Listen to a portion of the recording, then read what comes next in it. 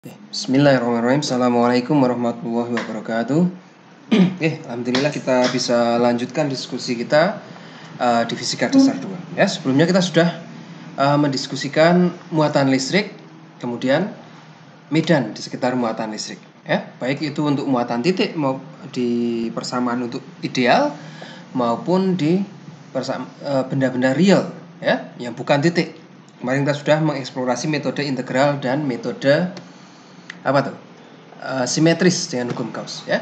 Nah, sekarang hari ini kita lanjutkan, ada 2 variabel lagi yang kita tambahkan, plus nanti ada pembahasan di aplikasi ke kapasitor, ya. Nah, pembukanya ini energi lampu flash pada kamera atau pada kamera phone, ya.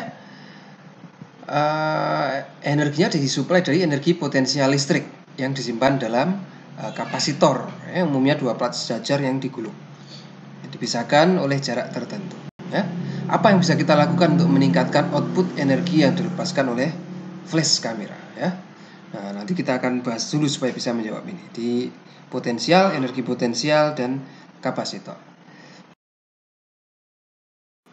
Oke, pertama kita perkenalkan energi potensial, ya. Ada sebuah muatan positif, misalnya saya mempunyai sebuah muatan positif berada dalam medan listrik seperti ini, ya. Ini muatan plat positif yang di bawah plat negatif, berarti akan ada garis-garis medan listrik arahnya keluar dari kutub positif masuk ke kutub negatif, ya, ke bawah. Nah, misalnya di antara 2 plat ini saya mempunyai sebuah muatan positif Q, ya. Positif akan bergerak mana? Akan tertarik ke bawah, ya. Nah, ini akan bergerak ke bawah. Dia akan mengalami gaya F sebesar minus Q0 kalikan E, ya. Sehingga melakukan usaha menempuh jarak sebesar R.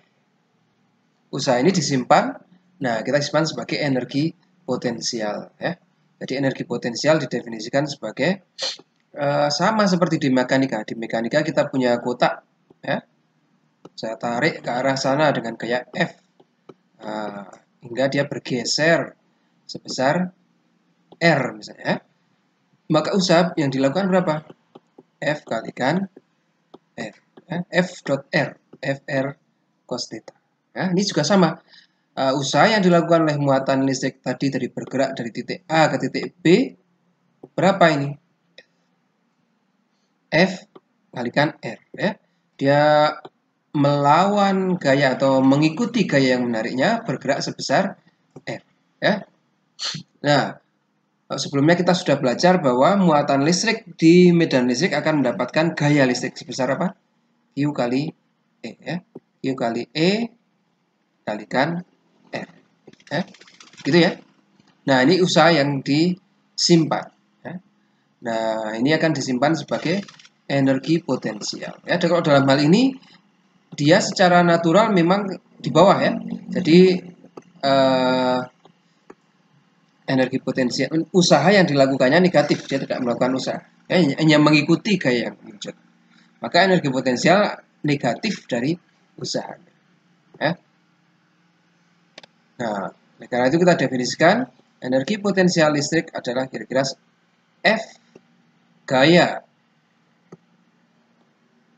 melakukan yang dilakukan untuk memenuhi usaha itu kalikan perpindahan yang ditempuh R, ya.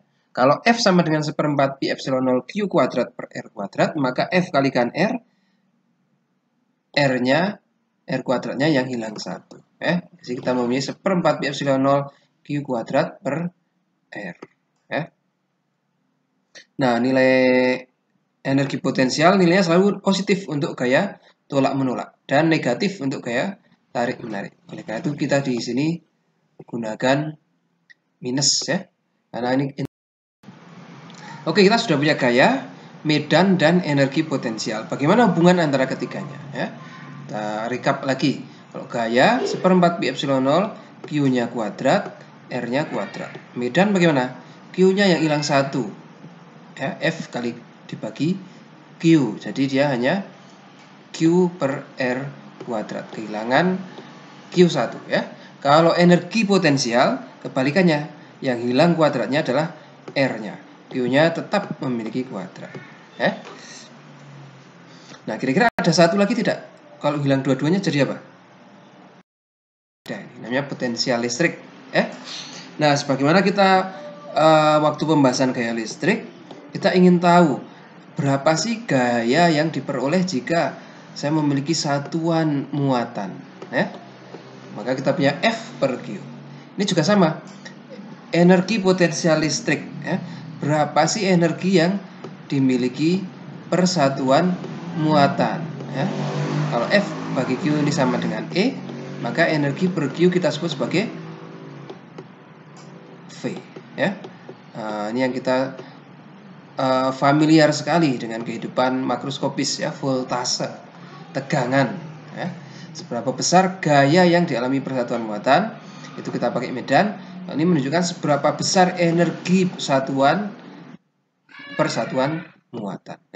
Jadi potensial listrik adalah energi potensial per muatan. Kalau U adalah 1/4 pi epsilon 0, Q-nya kuadrat dibagi R, maka dibagi Q, sekarang Q-nya menjadi tidak kuadrat. Q per R saja. Nah, ini kita sebut sebagai potensial listrik atau voltase atau tegangan. Satuannya volt, 1 joule per coulomb. Nah, karena itu baterai-baterai untuk menyimpan energi potensial listrik biasanya ratingnya dalam bentuk voltase. Ini aki misalnya 9 volt atau 12 volt untuk mobil, 9 volt untuk motor. Baterai yang seperti ini 1,5 volt, yang kotak 9 volt. Itu rating dari baterai. Yang pipih bermacam-macam, ada yang 4,5, ada yang 3,7 dan segala macam. Jadi rating pada sumber energi. Nah, terus selain dari definisi energi potensial permuatan listrik, potensial ini kita dapat definisikan ulang juga sebagai berapa kuat medan listrik per satuan panjang, per unit panjang. Medan listrik per unit panjang. Kalau kita tahu medan listrik kan R-nya yang kuadrat ya, Q per R kuadrat. Maaf. Q kuadrat per R. Iya ya. Medan. Kebalik ini. Mohon maaf kebalik. Ini E adalah voltase per satuan panjang. Kuat medan listrik persatuan panjang dan persatuan. Ini kita revisi. Salah. Harusnya E sama dengan V per R. Kalau E kita punya 1/4 pi epsilon 0 Q per R kuadrat, maka V-nya ini bagaimana?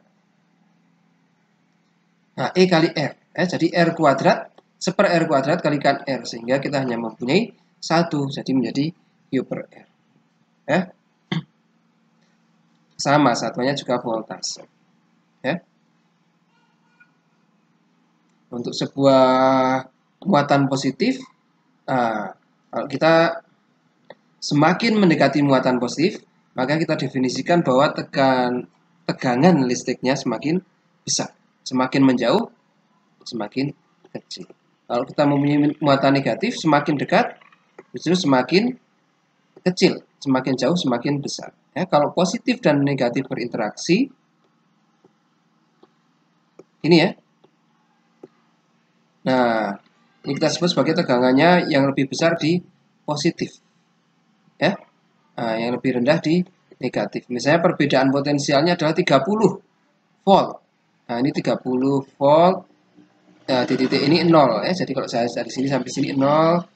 Dari sini 30 volt. Mungkin di tengah-tengah ini 15. Di sini 20. Di sini 25. Di sini 10. Di sini 5. Dan seterusnya. Nah, dengan begitu kita sudah mempunyai 4 persamaan yang simetris. Gaya listrik di mana Q dan R-nya kuadrat, medan listrik Q-nya yang hilang kuadratnya, energi potensial yang hilang R-nya, dan potensial listrik dua-duanya hilang. ya. Nah, ini persamaannya benar. E sama dengan V per R. E kalikan R, ya. Nah, dari keempat ini kita bisa interchange, ya, mencari besaran yang lainnya dari besaran yang sama, ya. Ada hubungannya masing-masing. Elektrostatis cuma 4 persamaan ini, muter-muternya cuma di situ, ya, tidak banyak. Nah, tegangan ini yang kita kenal beberapa nilai tegangan listrik untuk beberapa sistem, ya, sistem alami maupun buatan. Ya, contohnya halilintar dari awan ke tanah itu kira-kira berapa sih voltasenya? Nah, itu dalam rentang ratusan juta, ya, ratusan juta volts. Kemudian sutet yang kemarin kita bahas di medan listrik itu kira-kira 1 juta volt rentangnya, ya. Televisi atau layar monitor komputer kita yang zaman dulu yang bentuknya tabung, lonjong ke belakang itu, ya. Itu jangan main-main tuh, tegangan di belakangnya itu 10.000 volt, ya, yang untuk elektron gunnya, ya. Kemudian starter dalam mobil dan motor, 10.000 volt, 10.000 volt, ya.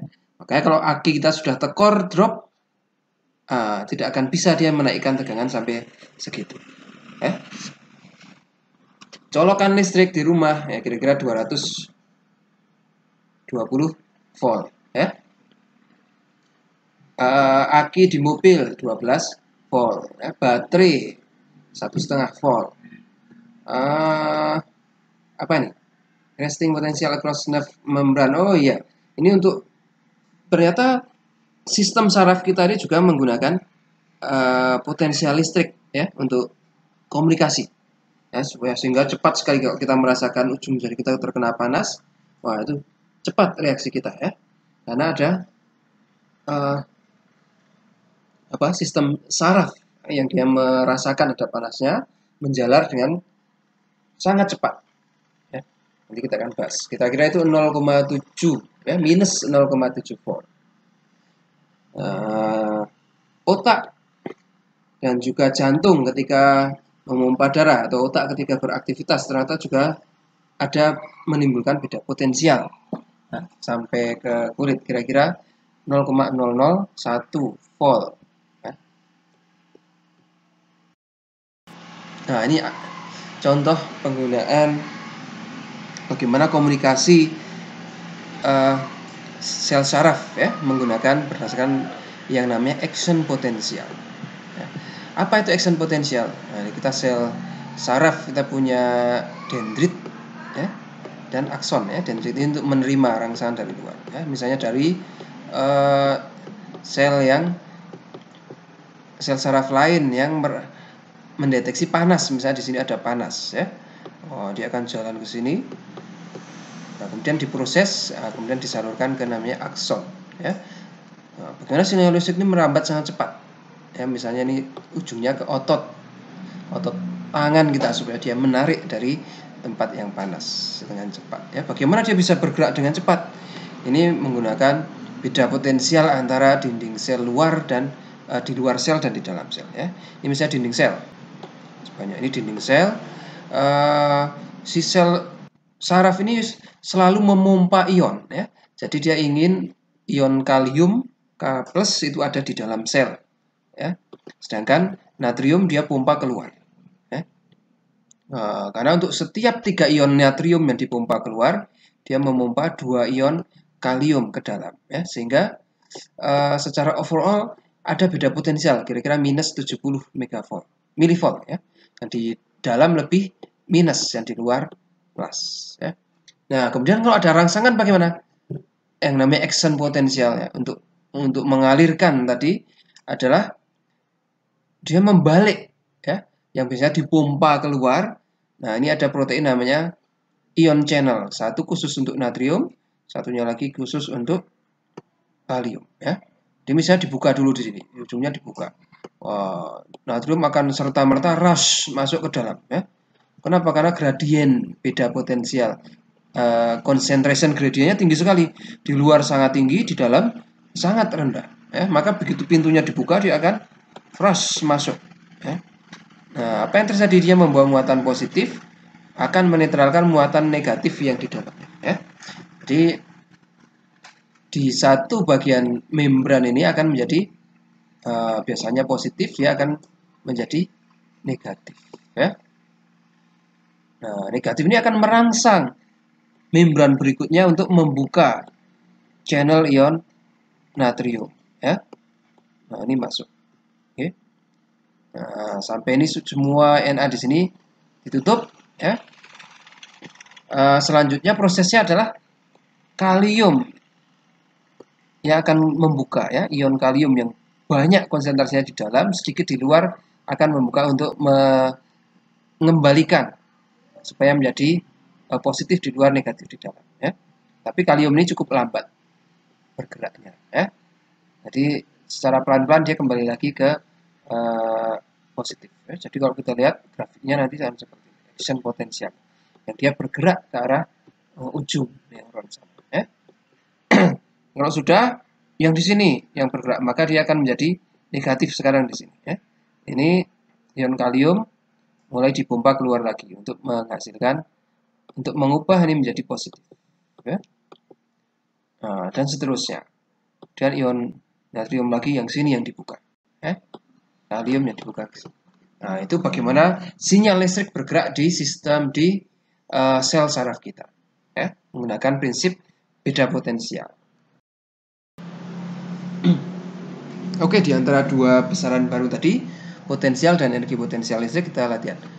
Ya, salah satu cara pengobatan radioterapi untuk penyakit kanker di dekat permukaan adalah menggunakan berkas elektron. Ya, yang namanya berkas elektron, energinya kira-kira 4-20 mega elektron volt. Mega ini kali 10 pangkat 6. Ya, kalau kilo minus kali 10 pangkat 3, mega kali 10 pangkat 6. Elektron tersebut kemudian akan mentransfer energinya pada atom-atom pada sel kanker, ya, pada proses, melalui proses tumbukan, ya. Untuk satu partikel elektron, kira-kira berapa besarnya tegangan listrik yang diperlukan untuk menghasilkan elektron dengan energi MeV, 15 MeV. Ini energi kinetik biasanya, ya. Elektron yang bergerak dengan energi sekian, 15 MeV. Dua, jika tegangan listrik tersebut diaplikasikan pada pelat anoda katoda yang terpisah sejauh 12 cm, berapa medan listrik antara anoda dan katoda. Nah, tadi energi kinetik yang dimiliki elektron tadi umumnya berasal dari energi potensial, ya. Elektron yang awalnya diam dipercepat. Ini dipercepat. Katoda dan anoda, ya. Nah, sehingga elektron yang bermuatan negatif akan ditolak oleh negatif, didorong ke sana dan ditarik oleh muatan positif, ya. Nah, sampai terakselerasi. Jadi awalnya dia memiliki energi potensial yang diubah menjadi energi kinetik, gitu, ya. Berapa ini energi kinetiknya dari energi potensialnya? Sama besarnya berapa? Ya, energi tadi kita punya Q kalikan V, ya. Nah, energinya ternyata 15 mega elektron volt. Nah, ini sebenarnya bisa pakai kita introduce satu satuan, ya, satu elektron volt. Berapa itu satu elektron volt? Satu elektron volt itu energi yang dimiliki oleh sebuah elektron ketika dia diakselerasi sebesar 1 volt. Maka 1,602 kali 10 pangkat minus 19 coulomb, ya, kalikan 1 volt. Jadi berapa, ya? 1,602 kali 10 pangkat minus 19 coulomb, ya. Maaf, kali 10 pangkat minus 19 joule. Nah, ini kita bisa juga saat muatan elektronnya 1, bisa juga melihatnya seperti ini, ya, di akselerasi dengan beda potensial sebesar 15 mega volt, ya. Nah, ini cara cepatnya kalau dengan elektron volt. Kalau mau agak lambat ya nggak apa-apa, kita ubah ke joule dulu, ya. Energi berapa tadi, energinya 15 mega volt, ya. mega elektron volt. 15 kali 10 46 elektron volt kalikan 1 elektron volt itu berapa joule ya? Atau 1 joule itu berapa elektron volt? Karena 1 elektron volt itu 1,602 kali 10 4 minus 19 joule ya. Nah, elektron volt per elektron volt habis, tinggal joule-nya. Temu 2,403 kali 10 pangkat minus 12 joule. Berapa voltasenya yang diperlukan? Ya, nah, tadi kita punya persamaan energi E kali V sama dengan energi potensial. Maka kalau dibalik, potensial berapa? Energi potensial dibagi muatan elektron. Ya, jadi energi potensial per muatan elektron. Kita temu 15 kali 10 pangkat 6 volt atau 15 apa kali 10 pangkat 6 itu? Mega, ya. Mega volt. Sama ya? Nah, itu sama. Yang B, berapa medan listrik antara kedua plat jika 15 megavolt ini dipisahkan dalam jarak 12 cm ya. Tadi persamaan yang kedua kita pakai E sama dengan V per D ya. Medan listrik itu adalah voltase dibagi jarak ya, voltasenya 15 kali 10 46 dibagi 12 kali 10 4 minus 2 ya. Temunya 1,25 kali 10 pangkat 8 volt per meter ya. Ini seperti tegangan pada medan listrik antara apa itu? Awan dan bumi. Yang tadi dilihat lagi tadi tabel. Oke ya. Oke, kita masuk ke kapasitor ya. Apa itu kapasitor itu sih? Ya. Kapasitor seperti dari namanya kapasitas. Apa kapasitas? Memuat sesuatu ya, jadi kapasitasnya berapa ya. Sama juga kapasitor itu sesuatu yang bisa menyimpan muatan ya, yang bisa memuat muatan ya, setiap ada beda potensial. Dari dua buah konduktor yang terisolasi dengan jarak D ini dia bisa membuat kapasitor ya, asal plus dan minusnya tidak terhubung ya. Misalnya seawalnya netral, kemudian satu elektron saya ambil dari sini, saya pindahkan ke sini, dia menjadi muatan minus, ini menjadi muatan plus ya. Nah, itu salah satu contoh kapasitor yang paling sederhana ya. Intinya semua jenis konduktor bisa menghasilkan kapasitor asal dia terpisah satu dengan lainnya ya. Nah, ini konduktor umumnya berawal dari konduktor yang bermuatan 0, kemudian elektronnya dipindah satu konduktor ke konduktor lainnya ya. Ini proses ini kita sebut sebagai charging ya. Berapa banyaknya elektron atau berapa banyaknya muatan yang bisa disimpan sih dari satu, bisa diambil elektronnya, berapa maksimum yang bisa diambil atau berapa maksimum yang bisa ditambahkan di konduktor kedua. Nah, ini kita sebut sebagai kapasitansi, ukurannya ya. Kapasitansi lambangnya C adalah banyaknya muatan yang bisa disimpan dibagi beda potensial, dibagi tegangan antara kedua konduktor tersebut ya. Jadi kalau saya berikan 1 volt, berapa sih elektron yang bisa disimpan di masing-masing konduktor ya. Nah, karena tadi C dibagi EQ dibagi delta V, maka kita bisa gunakan persamaan tersebut untuk mencari C dari delta V ya. Nah, delta V akibat adanya penambahan Q ya. Maka kalau kita kembali lagi ke medan listrik, kita mau menghitung delta V ya. Dari hukum Gauss, jadi bagaimana? Untuk dua plat sejajar dan medan listrik keluar dari muatan positif ya, masuk ke muatan negatif dan keluar dari muatan positif ya. Nah, maka di atasnya plus Q ini yang dari negatif arahnya ke bawah, yang dari positif arahnya ke atas, maka dia cancel, 0 ada di sini ya. Di sini juga yang dari positif arahnya ke bawah, yang dari negatif arahnya ke atas, ini juga 0. Nah, hanya ada yang di tengah-tengah. Di tengah-tengah dari positif arahnya ke bawah, dari negatif arahnya ke bawah ya. Maka ini menjadi 2E ya. Nah, 2EA sama dengan Q per epsilon 0. Q per epsilon 0. Itu ya. Maka kita menjadi berapa? E berapa? E adalah Q per 2A epsilon 0. Nah, kalau Q per A kita anggap sebagai sigma, maka menjadi sigma per epsilon 0. Tapi kita pakai ini aja. Ya, ini untuk satu pelat. Untuk dua pelat, maka ya ditambahkan aja.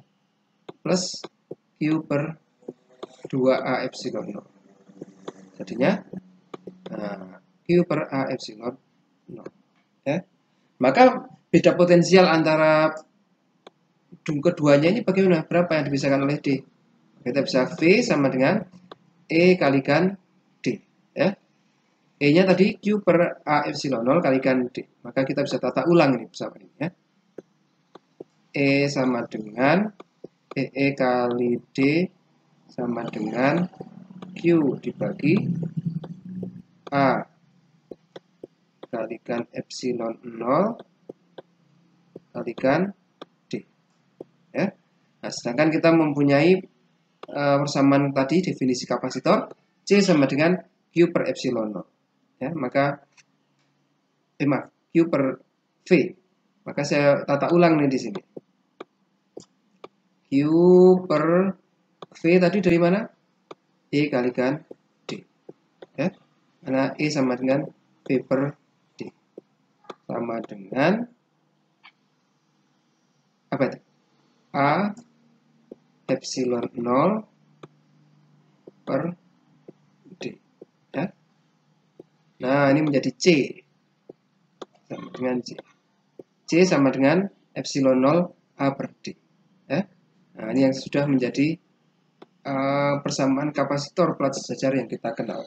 Berapa sih kapasitansi dari kapasitor plat sejajar? Nah, ternyata didefinisikan oleh bentuk saja, ya, luasnya berapa, separasinya berapa, dan konstanta permitivitas vakum.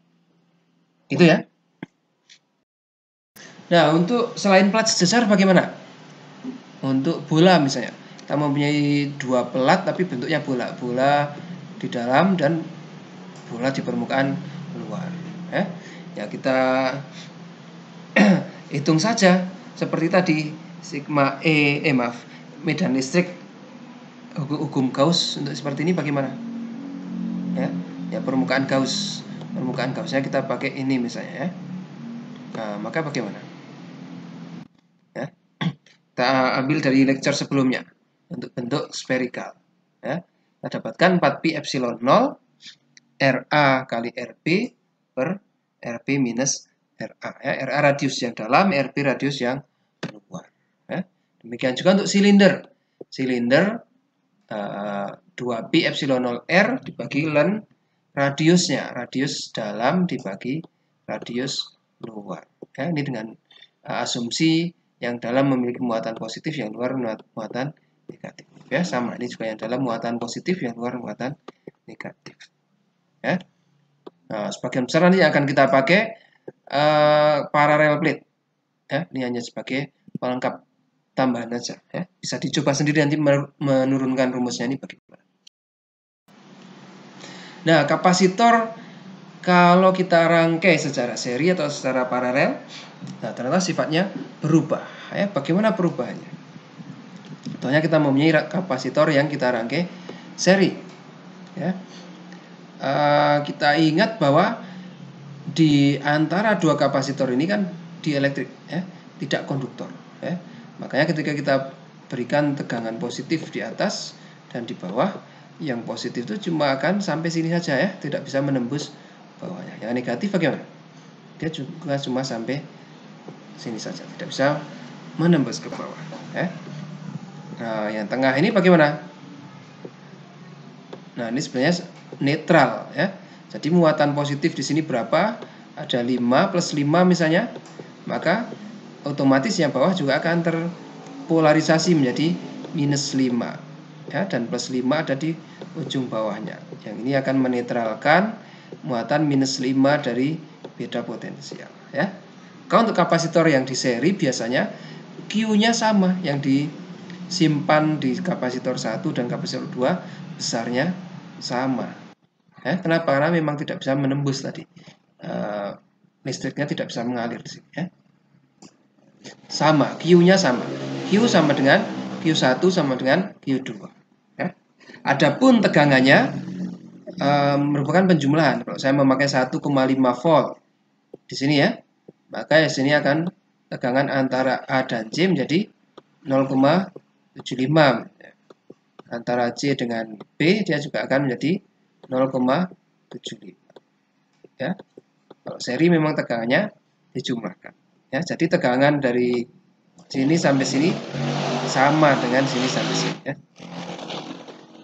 Atau dengan kata lain, V sama dengan V1 plus V2. Ya. Maka kalau saya rangkai seperti ini, V sama dengan V1 plus V2 bagaimana? Nah, V adalah definisi kapasitor tadi apa? C sama dengan Q per V. Maka kalau V sama dengan Q per C. Ya. Nah, ini saya ubah. V menjadi Q per C yang disusun seri bagaimana? Q1 dibagi C1 ditambah Q2 bagi C2. Ya. Ini V2, ini V1. Ya. Nah, tapi kita ingat Q sama dengan Q1 sama dengan Q2. Ya. Nah, saya bisa ubah menjadi Q saja atasnya. Ya. Nah, karena sama kita bisa coret saja. Ya. Jadi 1. Maka kita dapatkan persamaan untuk kapasitor yang disusun seri. Berapa kapasitor ekuivalennya atau kapasitor penggantinya? Di seper CS seper C1 plus seper C2. Ya. Nah, hal yang berkebalikan ada di kapasitor yang dirangkai paralel. Ya. Kapasitor yang dirangkai paralel justru tegangannya yang sama. Ya. Nah, ini ada persimpangan jalan yang lewat kiri dan yang lewat kanan. Pokoknya lewat yang jalur jauh atau jalur dekat, ini tegangannya yang sama. Ya. Sedangkan muatannya kebalikan, muatannya yang dijumlahkan. Di kapasitor 1 dia menghasilkan 4 misalnya, di kapasitor 2 2. Jadi total muatannya berapa? Tambahkan 6 ya. Nah, ini untuk kapasitor paralel, V1-nya sama dengan V2 sama dengan V. Q-nya yang merupakan Q1 plus Q2 ya. Ini kembali lagi ke definisi C sama dengan Q per V. Maka Q apa? C kalikan V ya.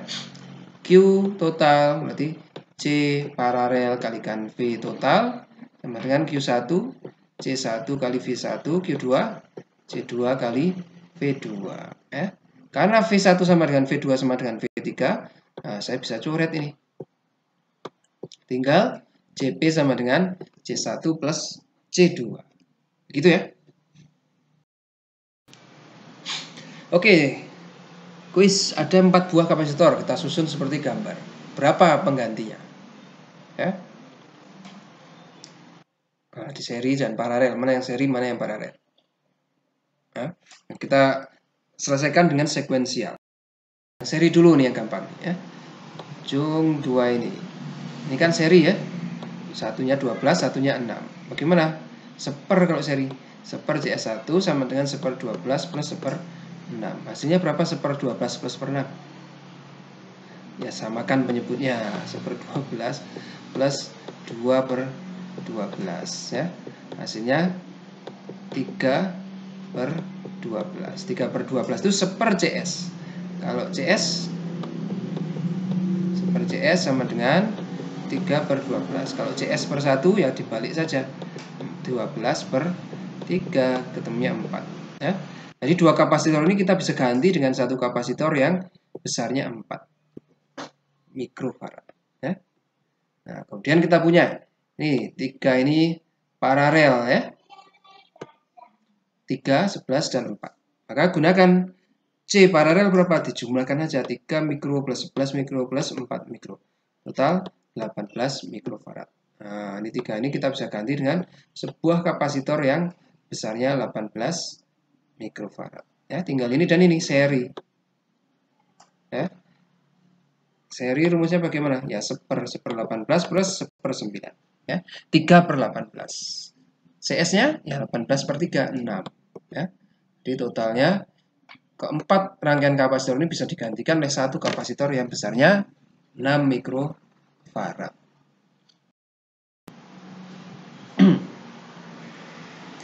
Nah, kapasitor ini digunakan untuk menyimpan energi biasanya. Ya.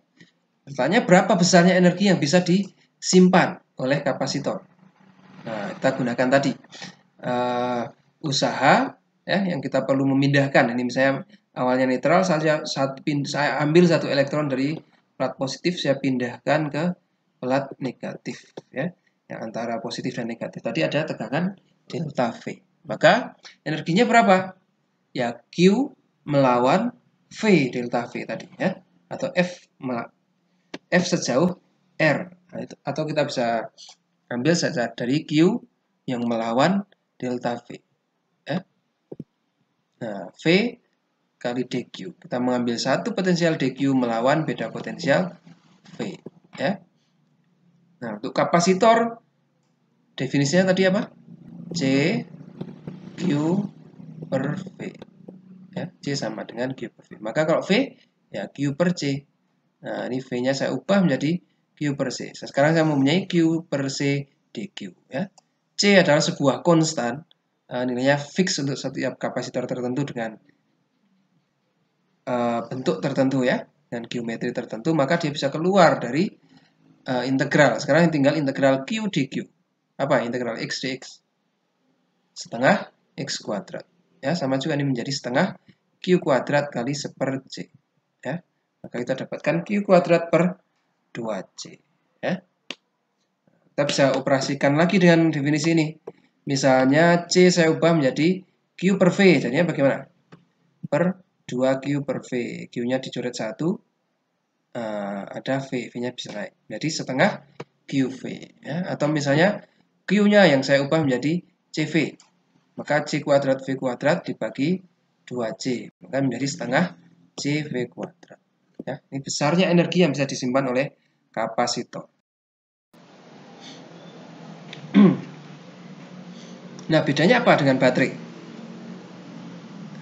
Nah, salah satu keunggulan kapasitor ini dia bisa menyimpannya pelan-pelan, tapi dia bisa melepaskannya sekaligus. Ya.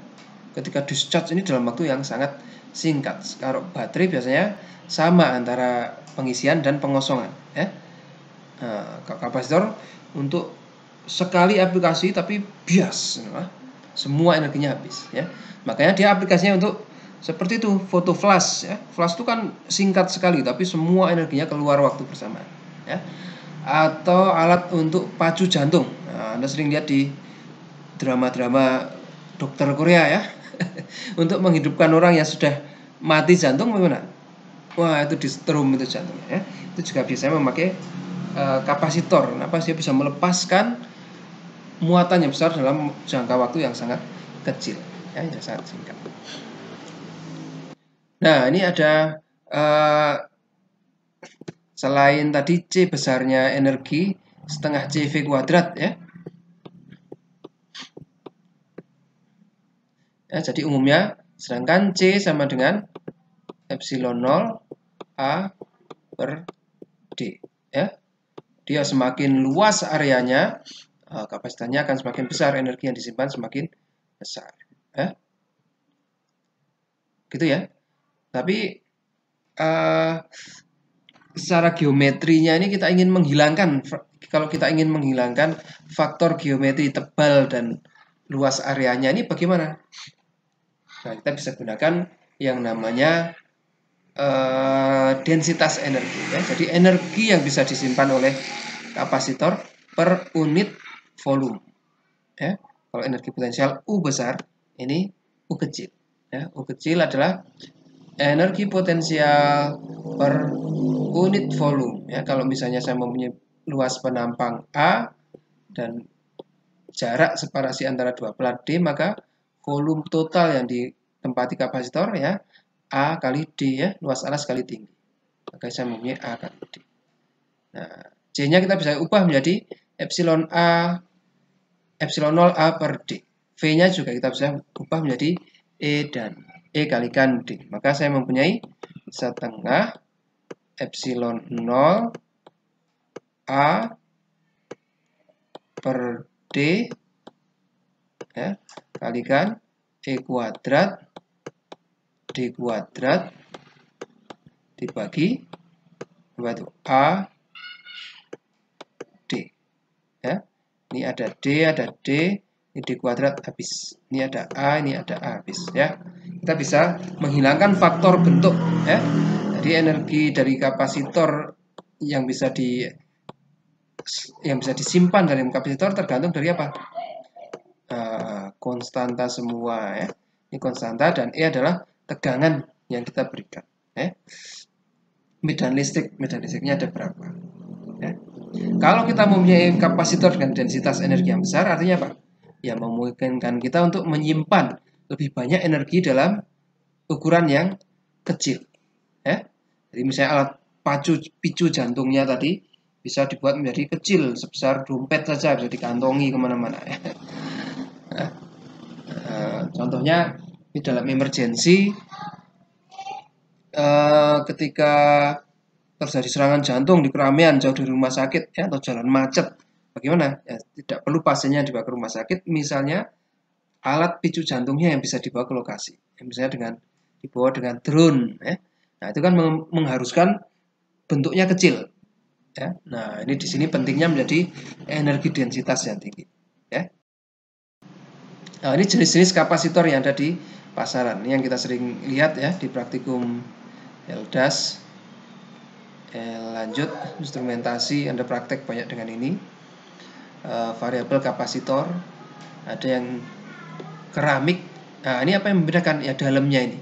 Kita mempunyai elektroda 1, elektroda 2. Nah, ini ruang di antara keduanya ini diisi apa? Yang kita sebut sebagai dielektrik. Ini dielektriknya kertas, ya dielektriknya keramik, dielektriknya mika. Ini ada namanya elektrolitik dengan aluminium dan sebagainya. Ya. Nah, 1 farad itu biasanya ukuran yang sangat besar. Umumnya untuk aplikasi-aplikasi kita hanya pakai kecil ya, picofarad, 10 pangkat minus 12 farad. Atau paling bagus ya mikro lah, 10 berpangkat minus 6 farad ya.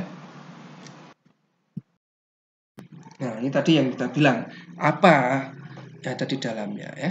Nah, sejauh ini diskusi kita hanya pada asumsi tidak ada apa-apa di antara kedua pelat ini ya, atau vakum atau mungkin udara lah ya.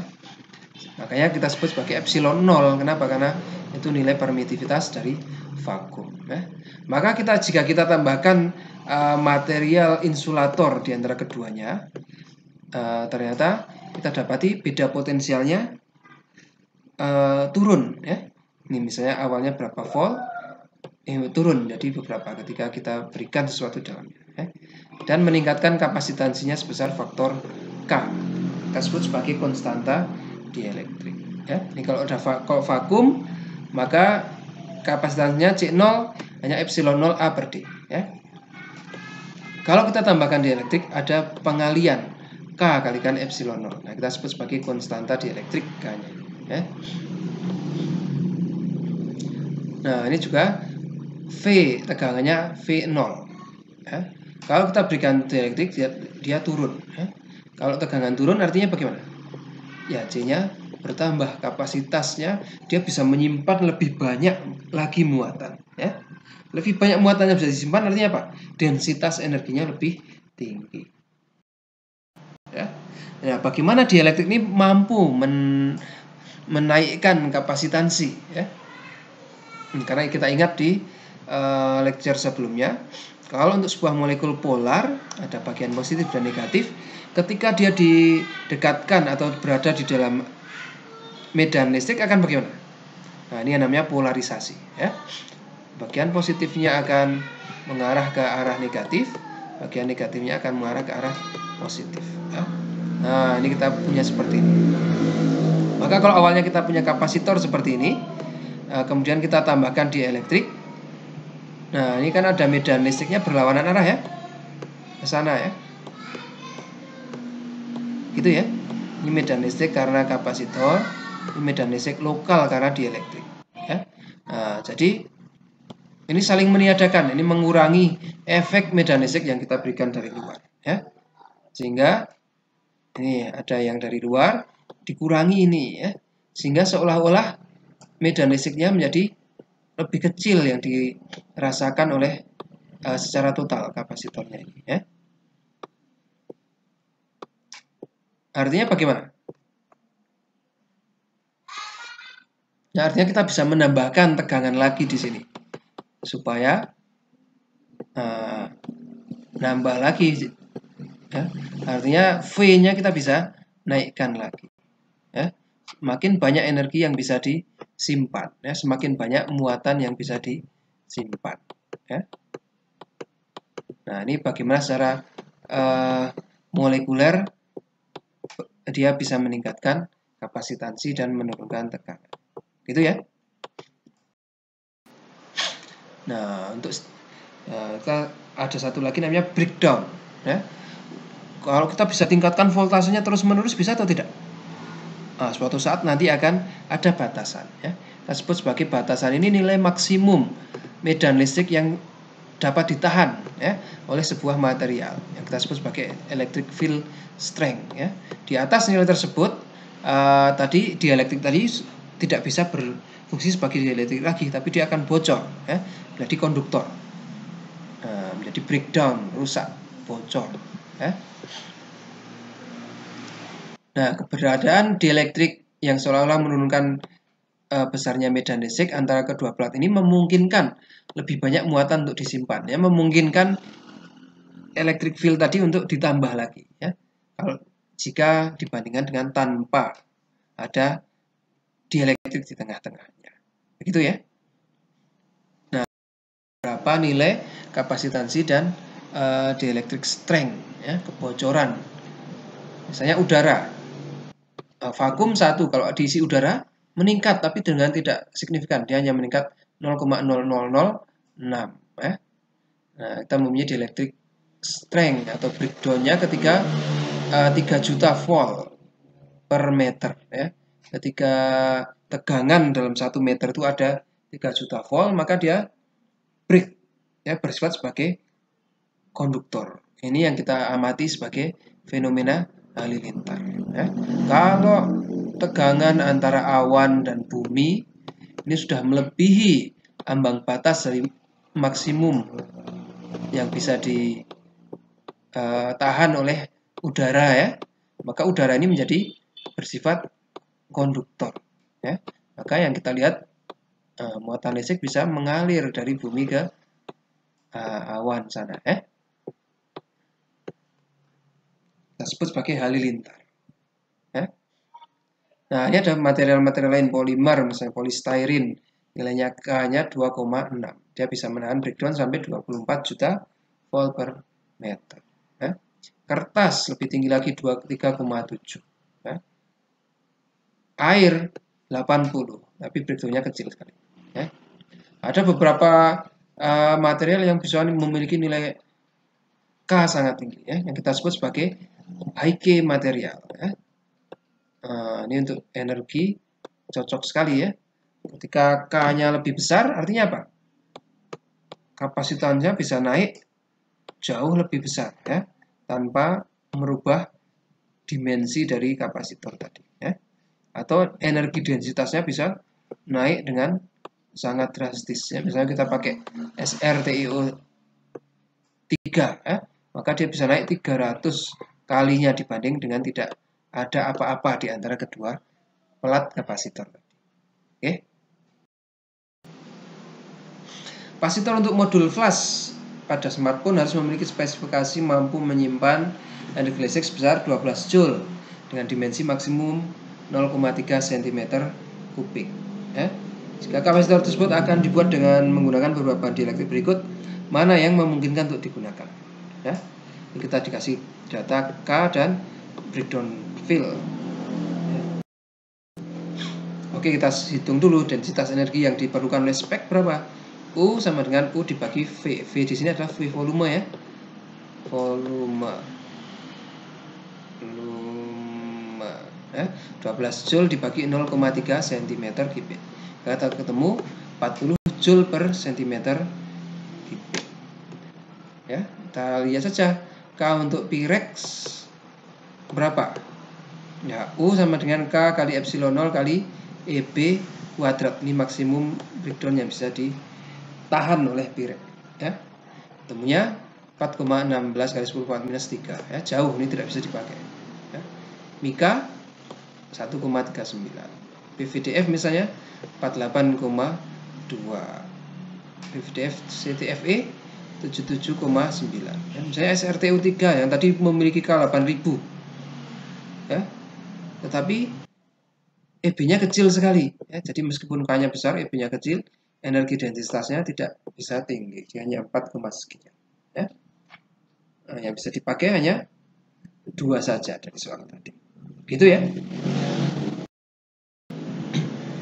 Oke, ini beberapa aplikasi kapasitor. Misalnya untuk sensor ya, liquid level sensor. Untuk bahan bakar ya. Di mobil motor kita bagaimana dia tahu masih full atau sudah empty ya.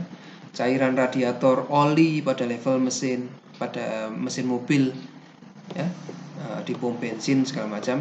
Ini umumnya menggunakan sensor kapasitor ya, bisa juga air untuk bulan. Bagaimana dia bekerja? Nah, hanya 2 plat saja ya. 2 plat yang dicelupkan ke air. Jadi maaf, bukan ke air, ke cairan. Jadi cairan ini nanti berfungsi sebagai dielektrik ya. Kita tahu nilai dielektriknya cairan berapa dibandingkan dengan nilai dielektrik udara misalnya ya. Jadi dengan perhitungan nanti kita bisa lihat ini sebenarnya terisi berapa penuh ya. Oke, ini penampang melintangnya. Jadi dia bisa lingkaran ya. Positif yang di dalam, negatif yang di luar, atau pelat sejajar. Oke.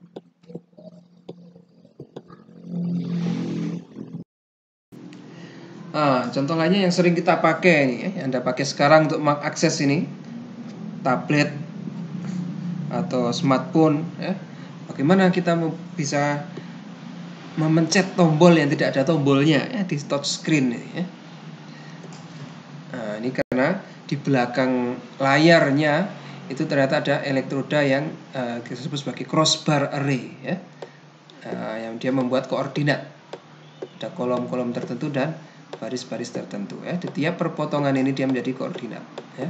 Yang disentuh di mana ya.